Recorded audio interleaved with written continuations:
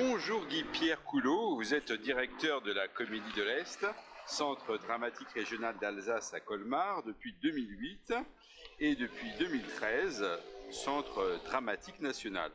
Cette année sont fêtés les 70 ans de la décentralisation théâtrale lors d'un festival inédit qui se déroulera à Colmar du 28 au 30 septembre, regroupant 7 théâtres publics du Grand Est, à savoir le CDN de Strasbourg, le CDN de Thionville, la Comédie de Reims, le CDN de Nancy, le Théâtre National de Strasbourg et le Théâtre du Peuple de Bussan. Alors justement, cette question, pourquoi fêter seulement maintenant cette décentralisation ?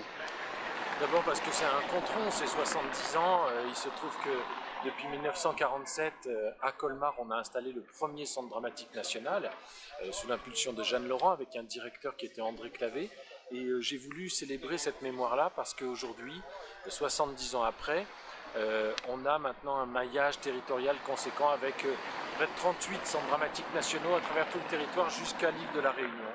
Et je me suis dit que c'était important de refaire vivre cet héritage. Alors cet événement donc fête cette décentralisation. Alors tout d'abord, pourquoi une décentralisation s'avérait nécessaire ? À l'époque, en 47, l'idée c'était de reconstruire, 46-47, reconstruire la France, notamment avec l'art et avec l'art théâtral. Donc il a fallu quitter les productions parisiennes qui venaient de temps en temps tourner dans les régions pour installer des troupes de théâtre dans certaines régions sur des grands quarts de la France, le quart nord-est par exemple avec le centre dramatique de l'Est. C'était ça l'utopie d'origine. Qu'a apporté le label CDN d'Alsace à la Comédie de l'Est, décidé par le ministère de la Culture en 2013 ? C'est très important parce que d'abord ça nous a permis de nous inscrire dans le réseau national des centres dramatiques nationaux à part entière. Avant c'était un centre dramatique régional, donc avec un attachement un peu plus à la région qu'à l'État. Et là il s'agit de bien rejoindre depuis 2013 le projet national des centres dramatiques et des théâtres de création en région, qui sont des théâtres nationaux en région au fond, tout simplement. Et d'autre part, ça nous a permis de mieux créer davantage de partenariats avec nos camarades. On parle donc justement de réseau des centres dramatiques nationaux. Peut-on parler d'innovation artistique en la matière et de quel ordre ? J'espère qu'on peut en parler parce que c'est vraiment une de nos missions.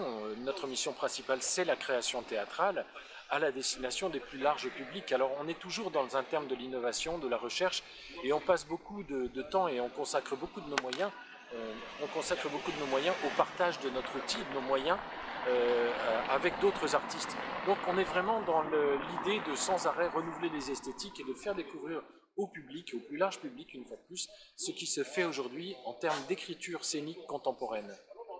Alors quel est l'enjeu majeur d'une telle démocratisation ?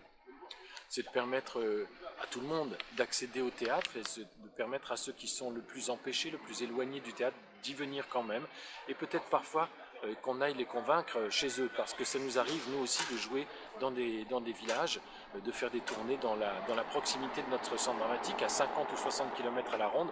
Donc on va jouer sur des formules de petite forme vers les publics qui ne viennent pas parce qu'ils sont éloignés, parce que voilà, il y a des empêchements de tout sens, ou vers d'autres publics. On fait tout un programme avec le théâtre de Emmanuel Laborie pour la langue des signes, par exemple. On a toutes sortes de programmes qui sont vers les publics. Pensez-vous que la dimension de cet événement apporte son écho à la construction d'une Europe de la culture ? J'espère. Je vous remercie de poser cette question parce que c'est un des enjeux de l'avenir pour nous et pour notre pays d'abord, mais aussi pour nos établissements, que pour nos théâtres publics en région. Je pense qu'à l'heure des grandes régions, on doit maintenant construire beaucoup plus concrètement l'Europe de la culture avec les artistes européens. Donc c'est aussi ce terme-là qui fait que j'ai voulu réunir les théâtres publics du Grand Est pour pouvoir donner un premier pas, une première impulsion à ce mouvement d'une construction européenne du théâtre. Bon, alors revenons à cet événement. Quel est le programme de cet anniversaire ? J'ai demandé à tous mes camarades qui ont accepté très spontanément de venir présenter des petites formes, des performances, des choses, des spectacles qui sont presque pour certains construits uniquement pour cette occasion. Donc dans ce terme-là, je voulais un regard très, très contemporain sur ce que nous faisons, un regard vers l'avenir. Donc j'ai proposé, j'ai tenu ces mots-là à mes camarades qui m'ont dit tout de suite, oui, oui, d'accord, on va construire quelque chose ensemble, et c'est ce qu'ils vont faire là. Donc, beaucoup avec des écritures contemporaines. Alors, où peut-on se procurer les informations des spectacles de ce festival? Sur notre site www.comédie-est.com, le site de la Comédie de l'Est, où il y a tout le programme des 70 ans de l'anniversaire des CDM. Merci beaucoup, Guy-Pierre Coulot.